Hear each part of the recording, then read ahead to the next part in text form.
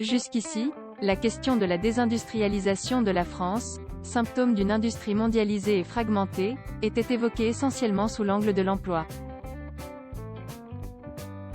France Stratégie, dans son rapport de novembre 2020, pointait que, depuis 1980, les branches industrielles françaises ont perdu près de la moitié de leurs effectifs, soit 2,2 millions d'emplois.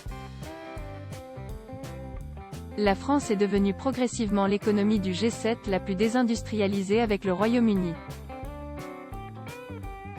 La crise relative à la Covid-19 a opéré un glissement durable, en faisant un enjeu de sécurité sanitaire et, partant, de confiance. Au-delà de la contrainte exercée sur des opérateurs localisés dans des pays tiers, comment devenir moins dépendant des autres puissances? En restaurant une industrie de santé forte et compétitive, signe de notre souveraineté et garante de notre sécurité. Cette idée de bon sens se traduit dans des dimensions diverses, plus ou moins médiatisées et abouties. La première prend la forme de l'appel à projet « Résilience » du volet industrie du plan « France Relance » déployé par le gouvernement et destiné, notamment, au financement de la production de produits de santé jugés prioritaires. Celui-ci a vocation à couvrir les créations de nouvelles unités de production, l'investissement dans des unités de production existantes pour augmenter et moderniser leurs capacités ou les rendre plus productives et flexibles ainsi que le développement et la mise en œuvre à l'échelle industrielle de procédés technologiques innovants.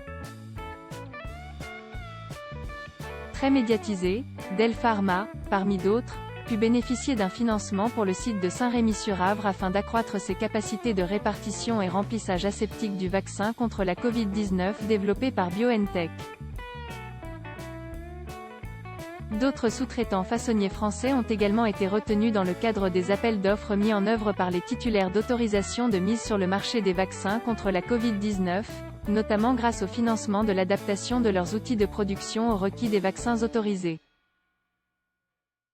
Cette étape, qui démontre l'excellence du savoir-faire français en matière de façonnage, devra être complétée dans l'avenir par la fabrication de principes actifs pour que la France retrouve la pleine maîtrise de ses capacités et réponde pleinement à l'impératif de sécurité sanitaire. La fabrication des produits de santé recouvre en effet des aspects très variés, correspondant à autant d'étapes d'une production fractionnée. Or, si se construit l'Airbus de la santé, les citoyens français espèrent que leur pays pourra en produire le moteur. Parallèlement, le 11 février dernier, l'État a lancé le Conseil stratégique des industries de santé, CSIS, 2021, dont l'objectif est de faire de la France une nation leader en matière d'industrie et d'innovation en santé. Ce conseil, qui a pour ambition affichée de « faire de la France la première nation européenne innovante et souveraine en santé », définit comme un de ses axes prioritaires le soutien de l'industrialisation des produits, dans la prolongation des objectifs de relocalisation des sites de production poursuivis dans le cadre de « France Relance ». À ce stade, cette instance, qui inscrit son action sur le long terme, n'a pas encore émis de propositions concrètes. Sur le volet de la fixation des prix des médicaments cette fois, le nouvel accord-cadre conclu entre le LEEM, syndicat des entreprises du médicament, et l'État, à travers le Comité économique des produits de santé, le 5 mars 2021, tient désormais compte des investissements industriels, institue une mesure en soutien des prix à l'export et introduit le critère du lieu de production dans la fixation du prix des médicaments, autant de mesures visant à créer de la valeur issue de la fabrication française. Par ailleurs, au niveau européen, les choses évoluent également rapidement pour anticiper les besoins et conséquences industrielles nées d'une menace biologique.